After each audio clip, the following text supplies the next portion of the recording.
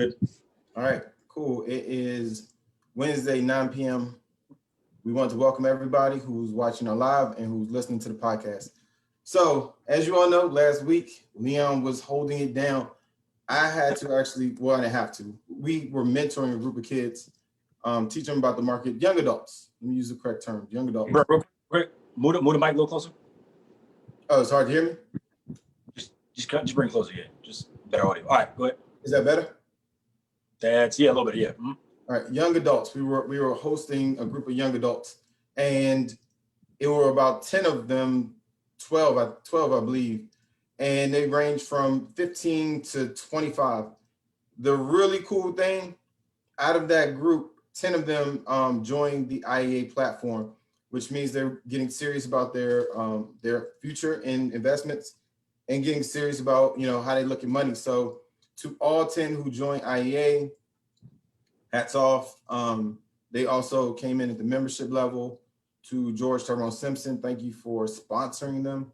And we have a really cool announcement. And actually, Leon, this is going to be your first time hearing it. So we have this Saturday is our Ask an Expert Saturday coming up. And for this Saturday, we're actually going to have one of those kids being the expert and young adults.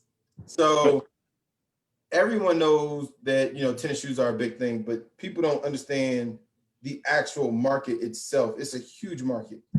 So we're going to learn about the market from one of the kids, Rod Williams, who actually is a shoe flipper. Young adults. It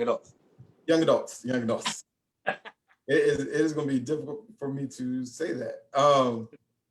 But it's really cool. So if you guys are part of our community, if you all want to, honestly, just learn about the business of flipping shoes, which case, for those of you who don't know, there's a whole market that works very, very, very similarly to the stock market for, reselling shoes, which is why it's applicable for our platform.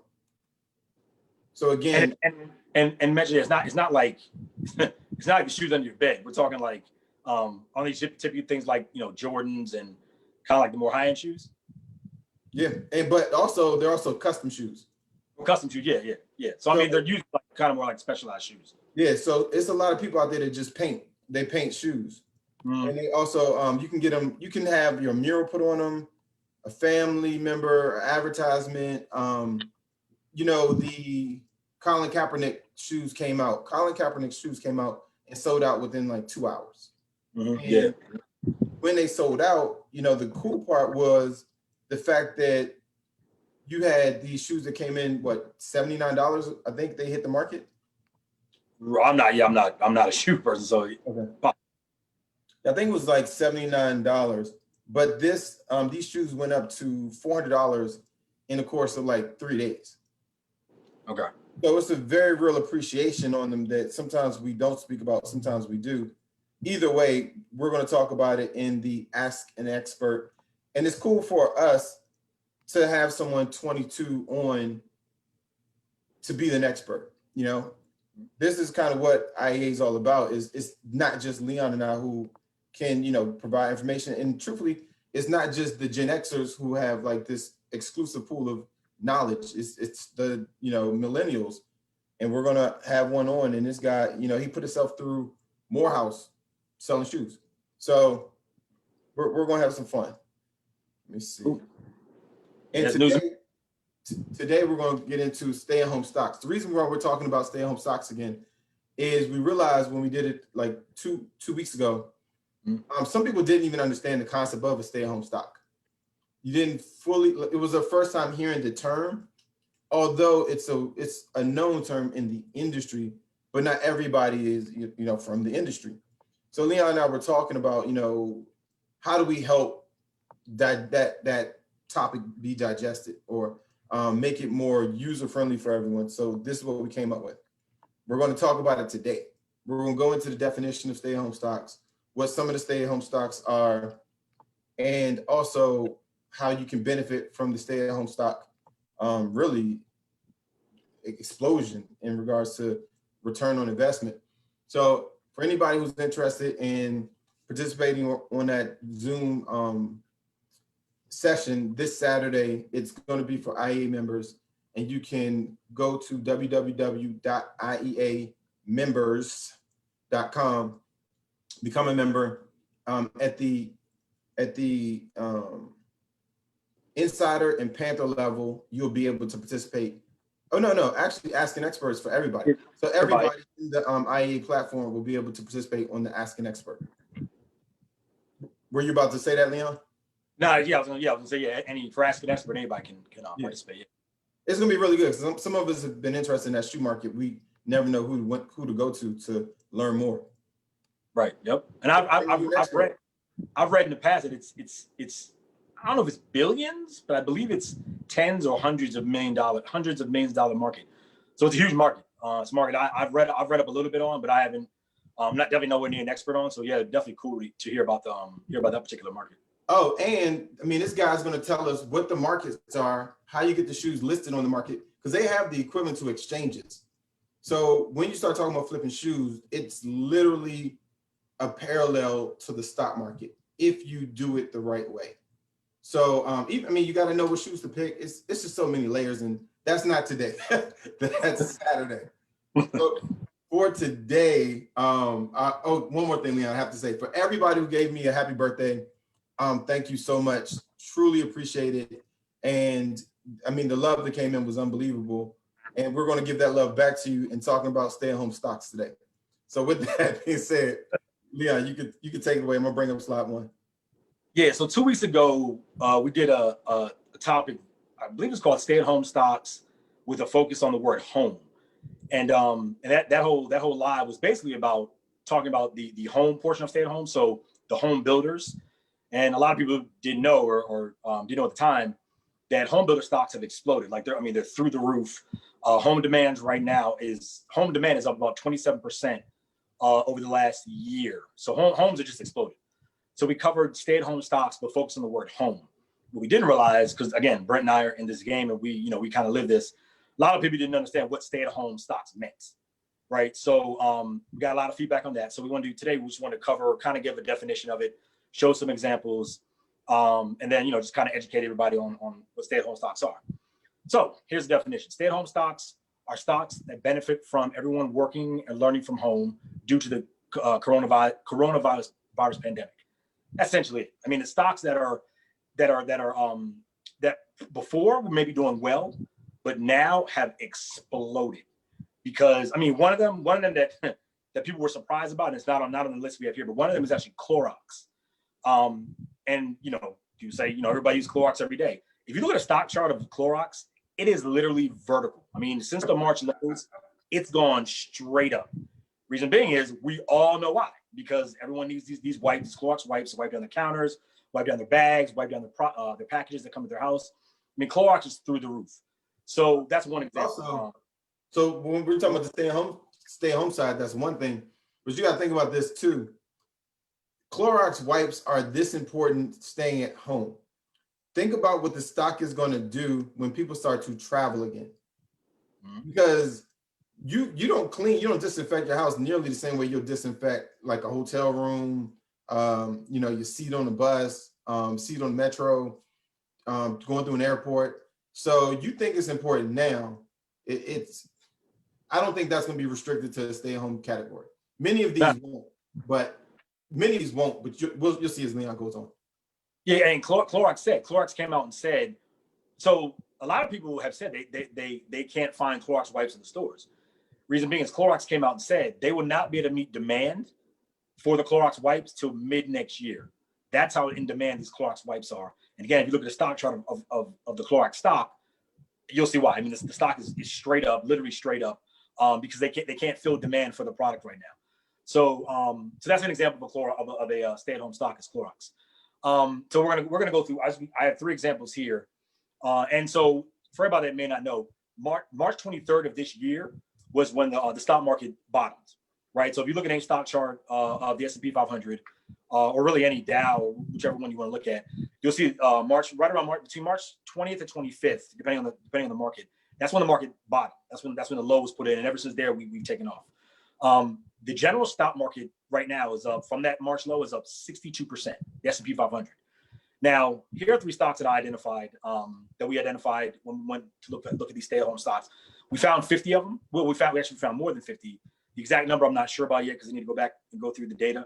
But we found over 50 of them. We're going to post the list of 50 on iamembers.com, on the membership platform. But we're going to cover 3 here. The first one is Chegg. People that aren't familiar with Chegg. So Chegg is an online education and learning platform. They service anybody from kids, elementary school on up to adults. And they I don't know if everybody remembers around my age in the 40ish range.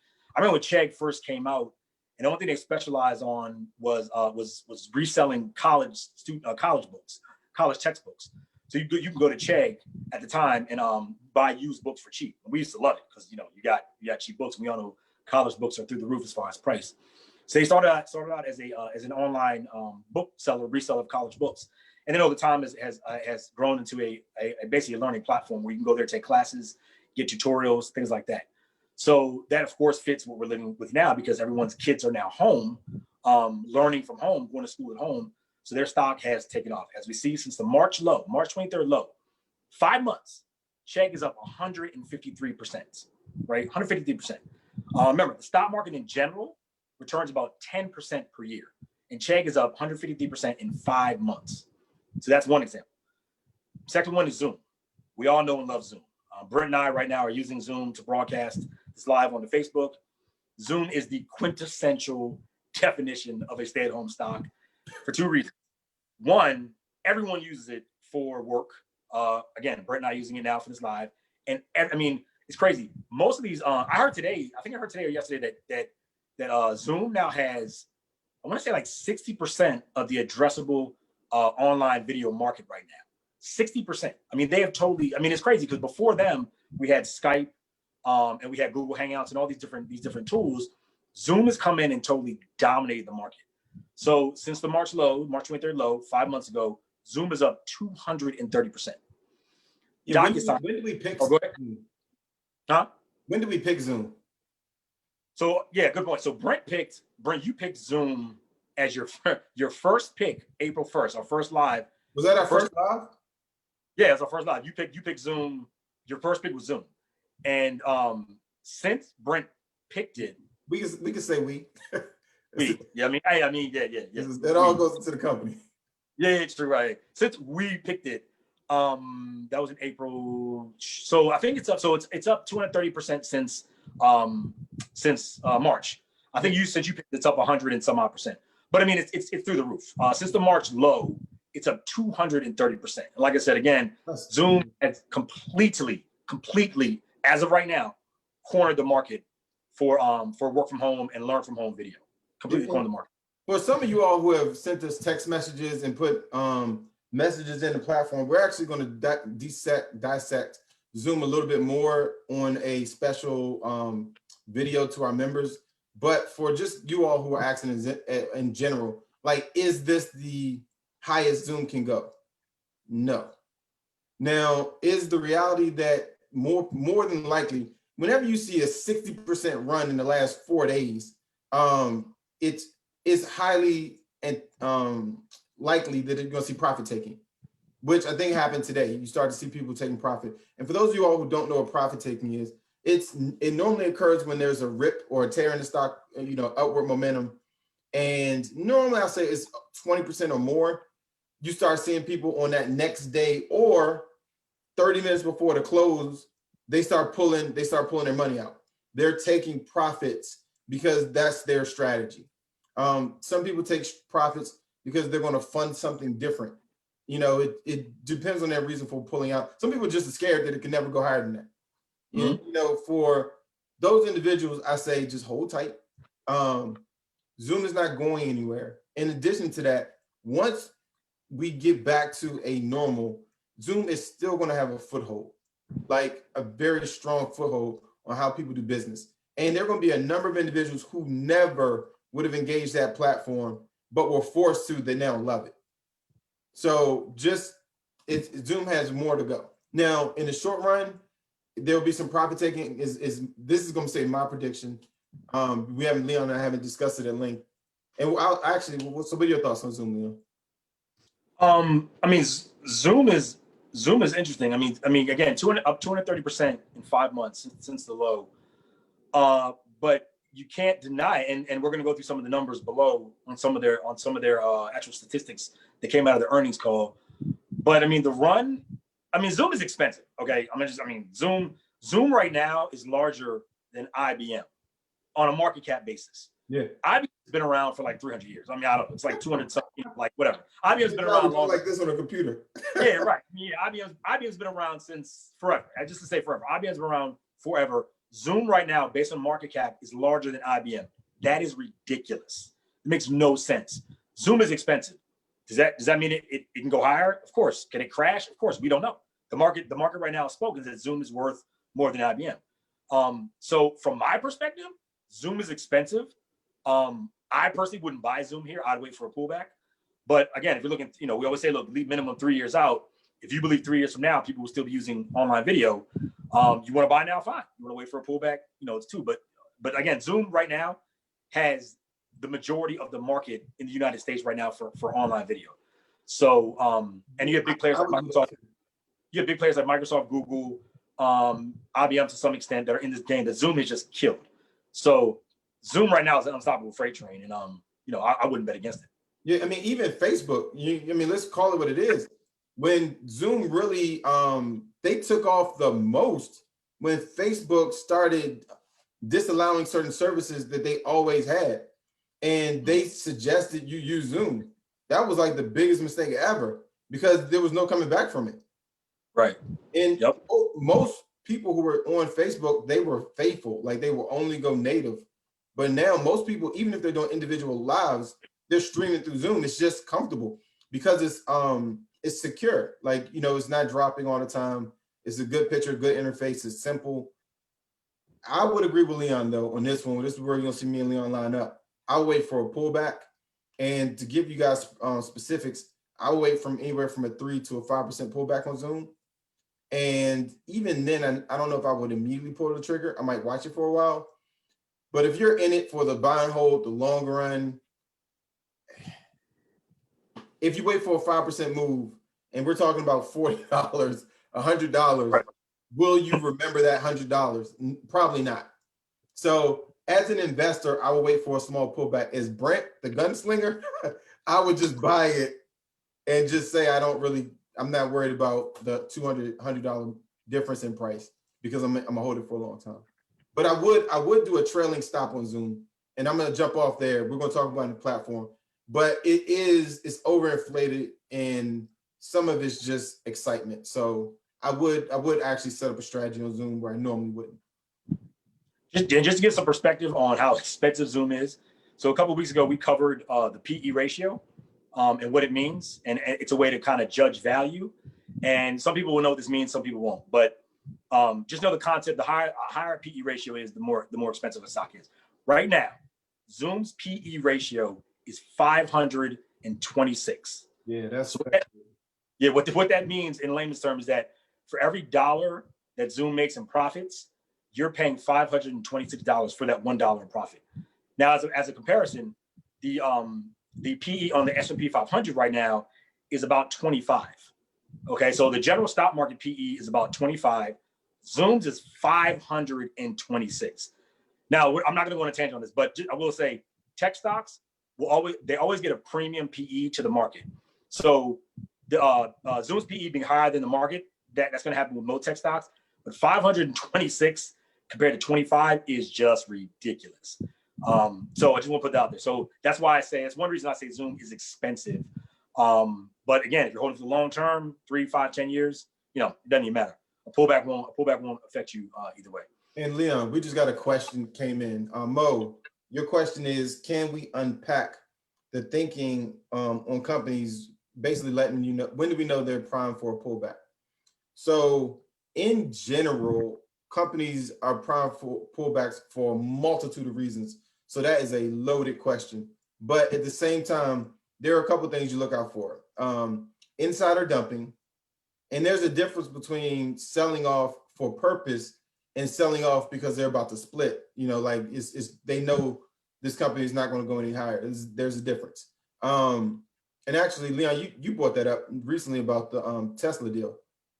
So I mean, I think that was Mo. You're Right. inside of our platform. So if you read that article Leon just posted about Tesla's sell-off, it really will help you understand how I'm answering this question. And I'll let Leon answer it after I give you my 2 cents. Also, you see pullback in stocks when they have a really energy-based run. And I say energy-based because there's no fundamentals backing up why the stock exploded so much. Similarly, it happens in stock splits. And we've been talking about this for weeks. When stocks split, it's nothing more than somebody saying, hey, let me give you 4 quarters for your dollar. But for some reason, the 4 quarters seems so much more attractive to people. But in reality, it's just 4 quarters for your dollar. So when stocks run up as a result of a split, that's really an unjustified increase in stock price. And oftentimes you'll see a pullback because sophisticated investors know that this is an inflated run in the stock and they want their money so they can go put it somewhere else while their stock gets back to normal. You also see pullbacks if a company is just taking on a lot of debt. So if you ever notice companies, well, you really wouldn't unless you're looking at the financials, but sometimes companies take out a lot in loans. And when they become really heavy in their loan, like how many loans they have outstanding, basically their overall debt to income ratio becomes overweighted in debt. That's a sign that you know that company's gonna have some type of pullback because either management is messing up, their cost of goods sold is not being managed well, or maybe their sales are down. Something's happening with their income. And so that's a big indicator that something's going wrong with the company, and you're probably gonna see a pullback.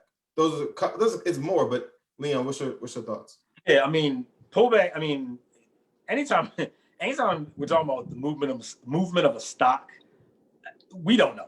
Like we don't. I mean, Brent gave a few valid reasons why a stock may pull back, but those reasons can happen too, and a stock may not pull back. So we don't know. Like those are valid reasons, but I mean, I can show you 10 companies that have all those reasons Brent just named, and the stock keeps going higher. I can show you 10 companies that have those same reasons, and the stock is going lower. So try to figure out this, when things are going to move, why they're going to move. I used to play that game. Man, I lost so much money dealing with that crap. That's why now I've learned just find a quality company. If you believe in it for a minimum 3 years, 3 to 5 years, put your money and set it and forget it. Of course, keep an eye on it, know what it's doing, know what its financials are doing, know what the company's doing the product.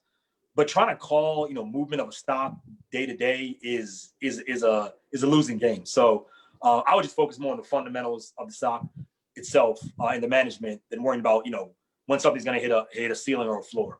It's not worth it in the end. Yeah, and also too, you got to think about this. It goes back to what we said. There are things that you can look at to see the overall health of a company, but at some point there is a very serious portion of the market. It's a popularity contest, and if there is momentum behind, like Apple split, Tesla split, more so Apple. I'm gonna say Apple. So in the Apple split, that was purely excitement and energy, empty energy to say, okay, all of a sudden this stock is worth more. It's Apple. People they're excited to own a piece of Apple. And it's a popularity thing because there were like 10 other stock splits that same day that nobody cared about. But, in the fact that it's Apple and Tesla, it's like, oh, I can afford that thing that I couldn't afford before. It's shiny, it's new, I want it.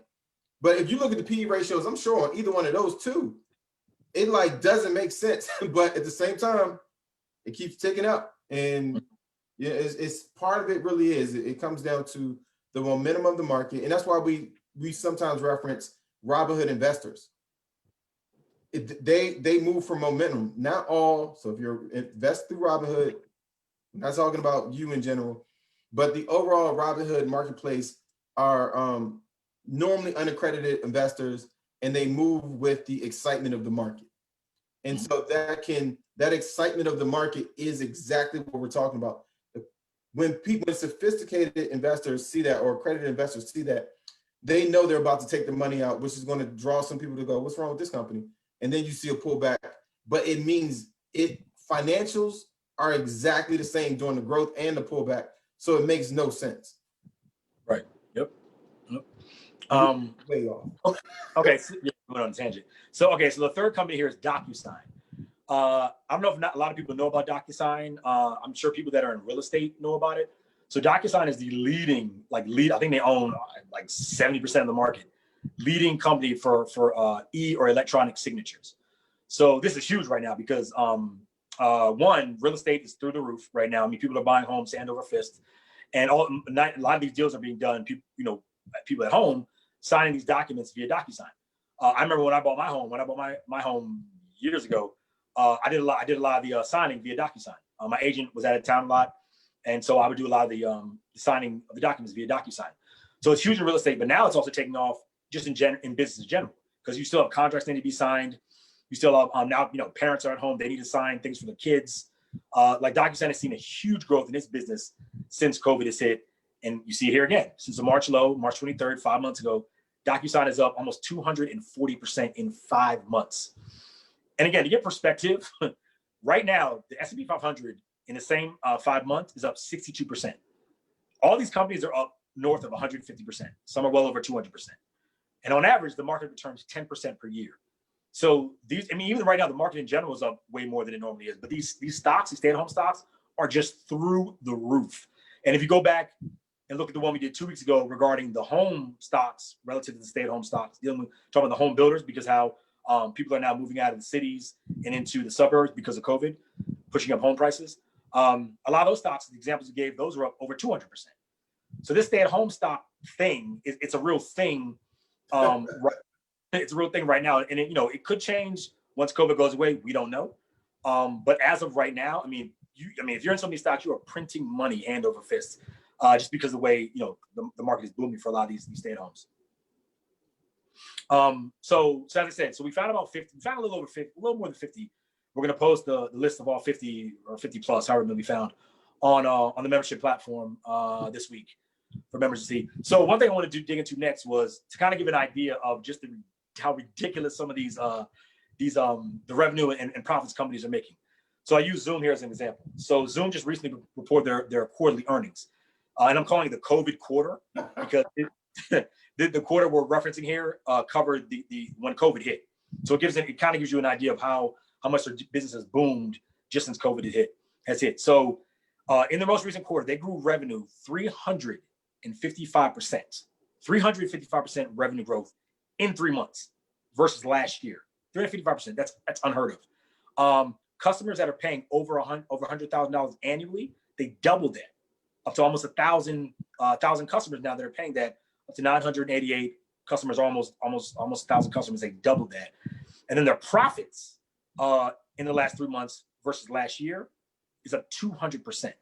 So and again, to give kind of comparative analysis, so Zoom is a growth stock, right? Zoom is your classic growth stock, and typically growth stocks will grow revenue and profits per year.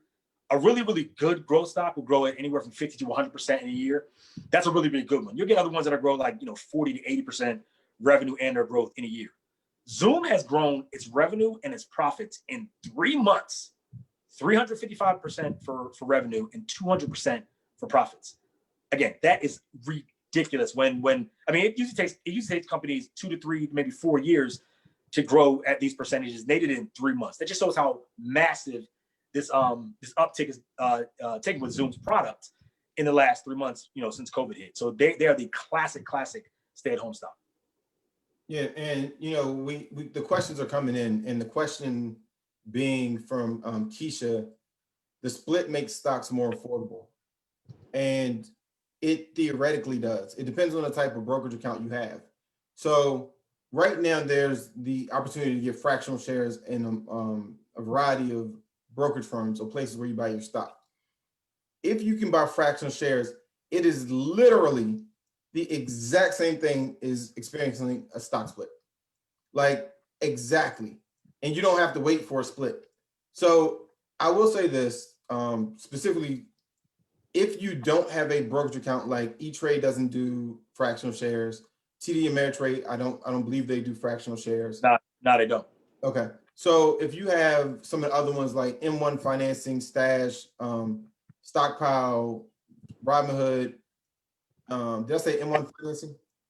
Cash App. All these do fractional shares. So to answer the question, it does make it more affordable to those that don't have the ability to buy fractional shares. However, everybody who is investing in the market has the ability to open an account with a company that does do fractional shares. Most brokerage accounts have no annual charge. There's no inactivity fee for most. And so if you were to open one at any of these brokerage firms, you can actually just buy the fractional shares then, so you wouldn't have to wait for a split.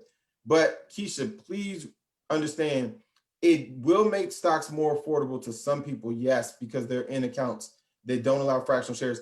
But the value of the actual stock is not changing at all because of the split. It's changing because of the excitement of people investing in it because of the split. Leon, did that make sense? Yeah, it does me. So just understand that that's true.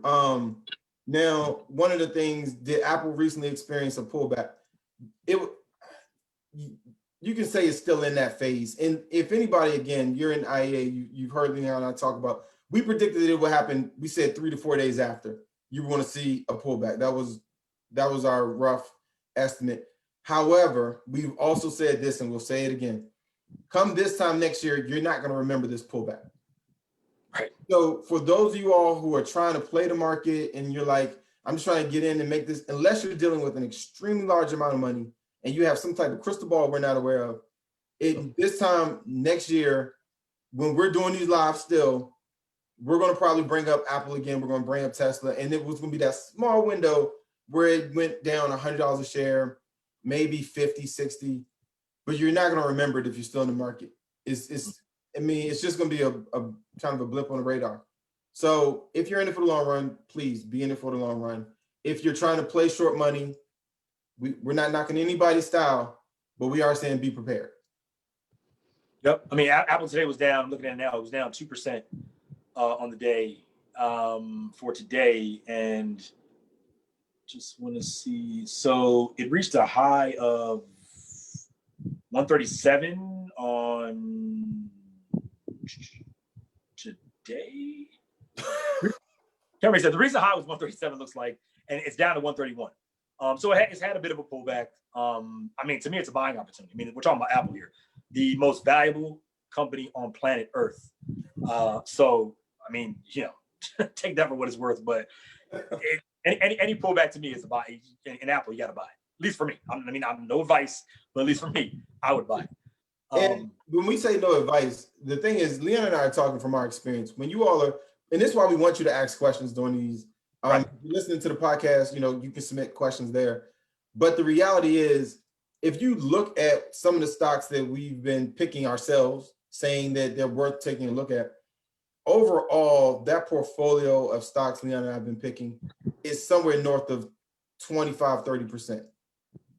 That even in itself, if you're coming from a savings account environment or bonds or even mutual funds, there are some mutual funds right now in the growth sector with low 12B1 fees and CDSCs, contingent deferred sales charges in them, are producing the teens type returns. And you have a couple breakouts that are in the like 30, but it's not normal for a mutual fund, not a traditional mutual fund. ETFs, that's a whole nother story. But anyway, our point is this: we do these lives, we do this podcast because we want as many people to start just having a new way of thinking about the market. And it's not short term. We don't want you all to have a short term thought on the market because the market's not short term. I mean, there are people that day trade, there are swing traders. We respect the game. That's what you do. We get calls about options all day. Leon has produced an income where he hasn't worked a traditional job trading options for the last 6 years. So we absolutely believe in options. But when we're in this platform, we're talking about buy and hold strategies. So some of the questions you all are asking is definitely relevant and keep them coming. But we want you to understand our position as we answer them, because you'll probably talk to your cousin tomorrow and they're going to say, oh, I just took a program and it was about options trading and I killed it. And you're like, oh, why can't I do that? And that's not the strategy we have here right now. Mm-hmm. And just to speak on that, the market, we said before, the market right now is not normal. Okay, the S&P 5, the market right now, the general market is up 62% from its low.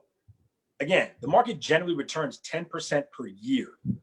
So to Brent's point, like we hear people all the time saying, how they're just killing it. And, I watch CNBC and Bloomberg. You have people calling in these, kind of like these, as Brent said, these Robinhood traders, and they're cocky. They're all like, forget that, follow this, or, follow me in this option strategy, or follow this particular stock.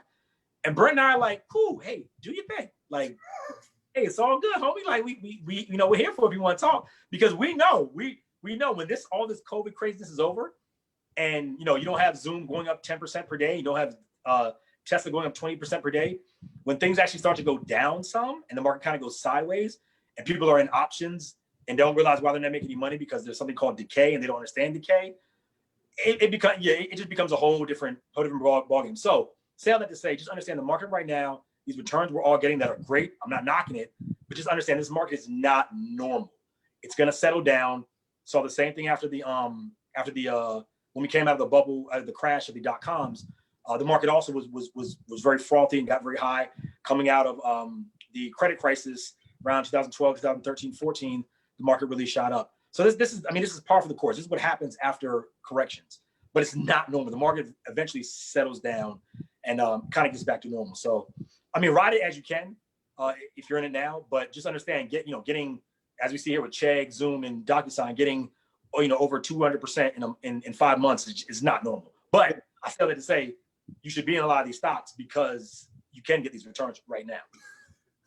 And truthfully, the question came in with regard, and this is Mr. Mo saying with regards to Apple, are y'all saying it's possible to bump ahead of the split preceded a slight sell-off at a profit, which led to the slight pullback of 2%? Yes. And, actually, it was very well said, Mo. We've been saying it from the beginning. Like, again, I hope you all are listening to the videos that we were putting in the platform, because we literally told you all this is what's going to happen, and it's not us trying to rip the S, show everybody the S on our chest, but it almost is exactly how we thought it would play out.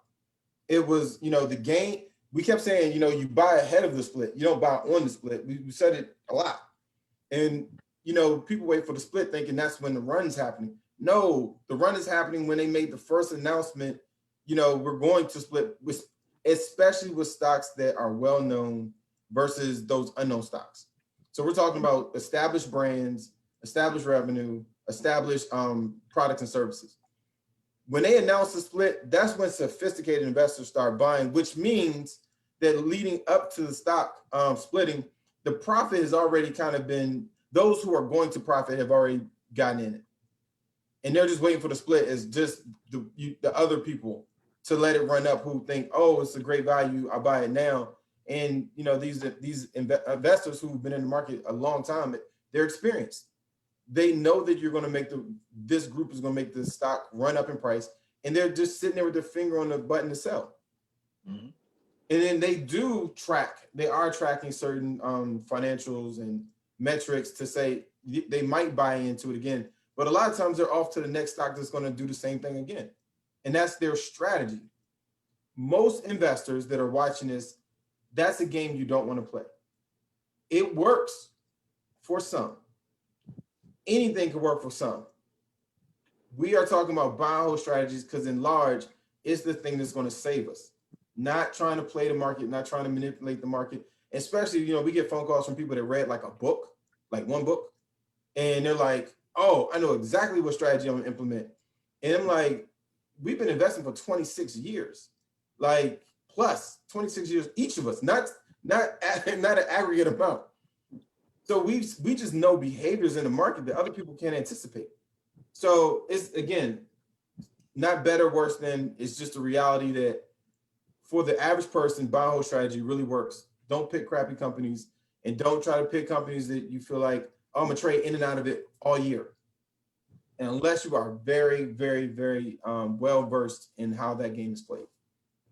And I forget the stat right now, but and we're kind of going up on the split tangent again, but just kind of tied up. I forget the number, but most stocks after they split a year later are higher. right? So I think it was 30. I think it was 33%, but it was well-known households. It wasn't any stock. Well-known household names, and it's 33% roughly.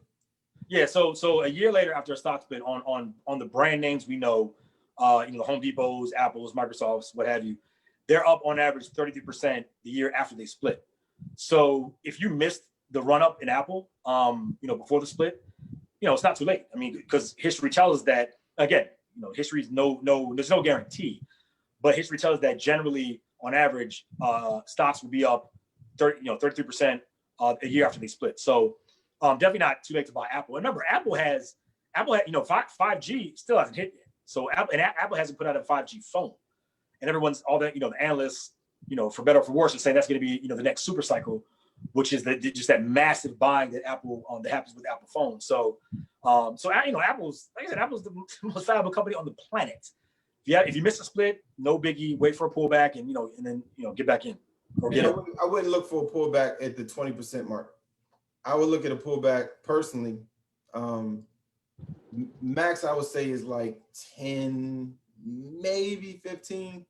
But yeah, don't regret not being in it at all a year from today.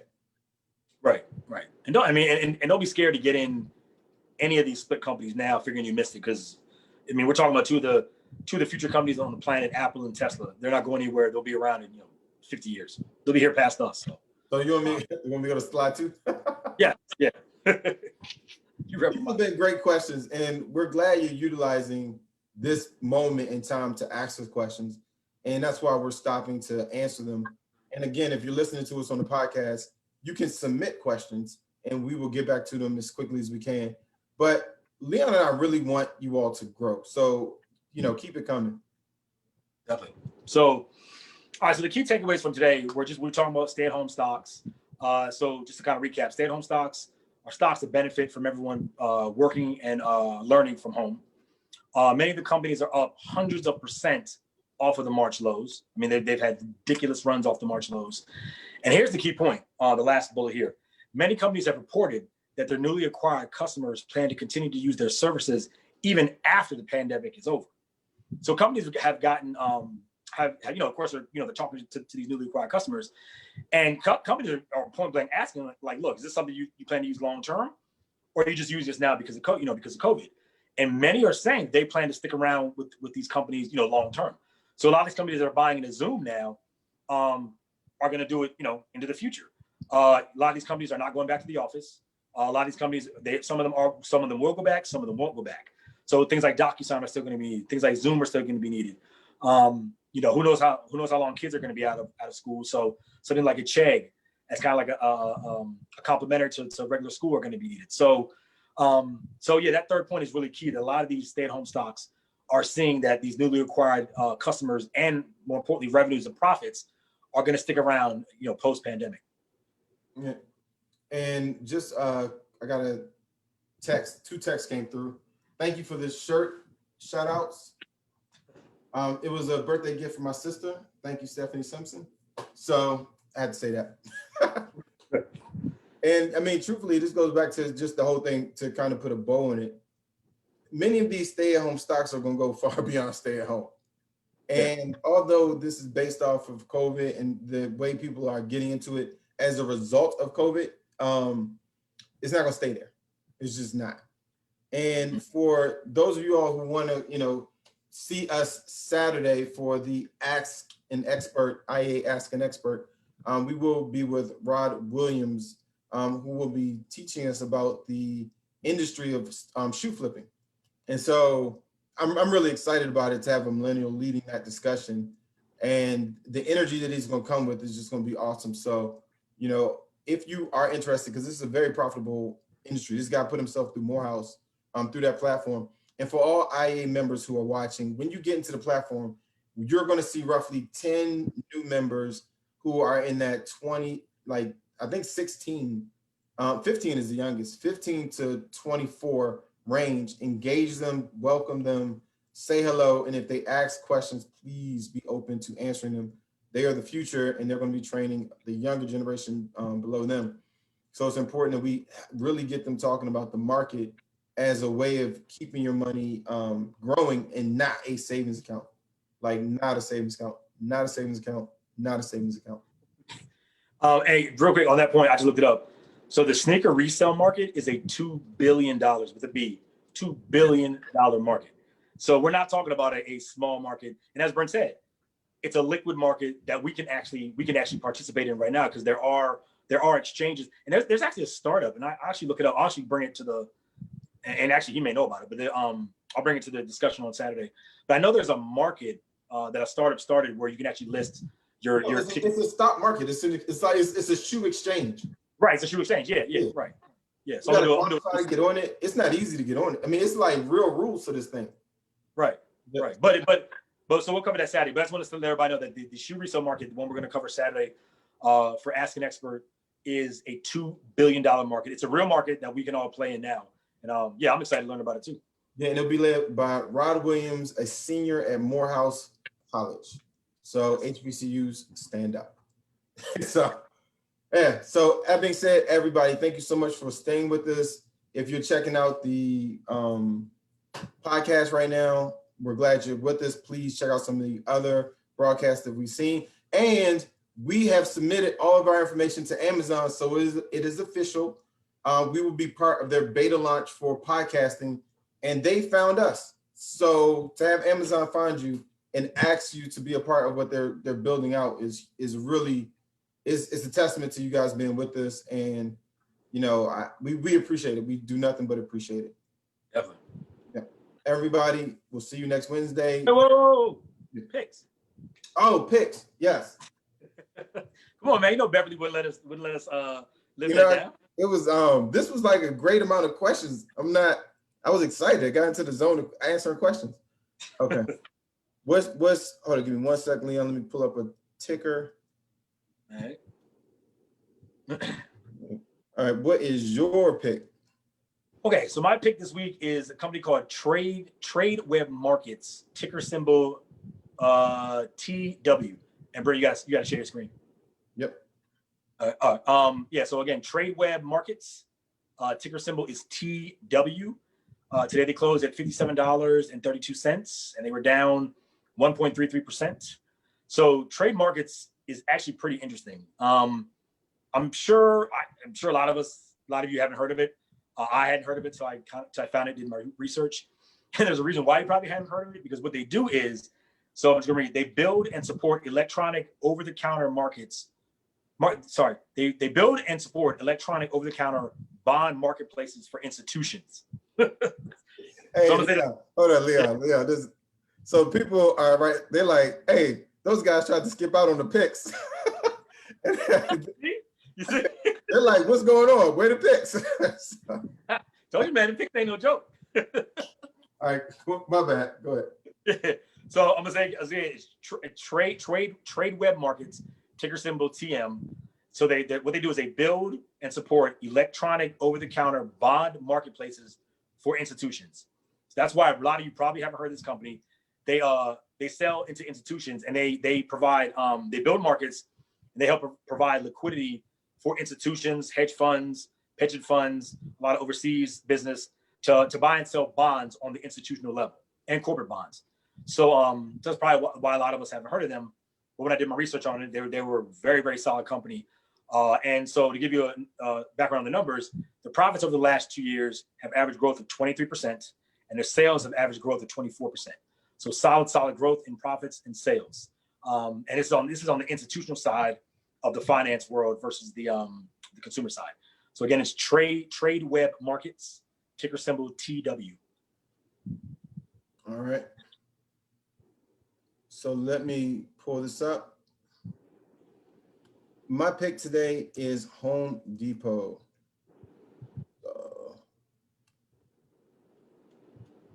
All right, I'm staying in line with what we're talking about, right? Stay-at-home stocks. Right. Home Depot, let me see, I just pulled up some information. Their sales last quarter were up 23%. And during the pandemic, they're over 30%, 50% higher in sales than what they were before sales, month to month. So that's huge. You're talking about month to month. Now, let's look at just the reality of Home Depot. when Home Depot and Lowe's, but I'm talking about Home Depot today. When Home Depot the pandemic first hit, they experienced a dip just like everybody else. March 1st, you're going to see them down at $186.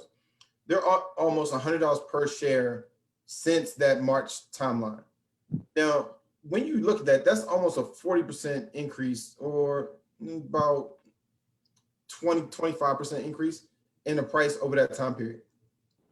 They're going to continue to grow because as we have the everyone kind of doing the mass exodus of some of these urban environments and going to suburbs, if you will, they want to redo the house. They want to do landscaping. And the easiest place to go is your neighborhood Home Depot or Lowe's. Home Depot has been a staple to the point where they're paying roughly a 6% dividend. And as you know, we talk about dividend paying stocks quite often. If you can get the increase in stock price in addition to the dividend, that's a great play. Because oftentimes you won't see a huge appreciation in the stock price when it also pays a dividend. That's not Home Depot's situation. They're actually paying a dividend. And because of that, you get two sides. You get the dividend income, which you can set up a dividend reinvestment program, which I would suggest to anybody buying Home Depot. It's called a DRIP, a dividend reinvestment program. It takes money from the dividend payout and actually buys you fractional shares of the stock. Again, strategy-wise, this is my strategy to you all. I know already Leon is a strong proponent of getting the dividend and then buying things you otherwise wouldn't have bought because you're kind of playing with found money. And either one works. It really just depends on who you are, how you want to invest. But with Home Depot symbol HD trading at $287 a share, and you're getting a 6% dividend, that's a great opportunity to get another $17 on top of that, to do whatever you want to do with it. So that's my pick for today, Home Depot. Cool. And symbol is HD. All right. So those are the picks. I apologize because I was about to bail. So everybody listening to the podcast, thank you. Everybody with us on Facebook, thank you. The questions were great. We'll be back next Wednesday, 9:00. And for those that are going to participate in the Ask an Expert on Saturday, I think it's going to be fun. It's going to be a fun energy, and it's going to be some great information. So we look forward to having Rob Williams on for that. And we're out. Yeah.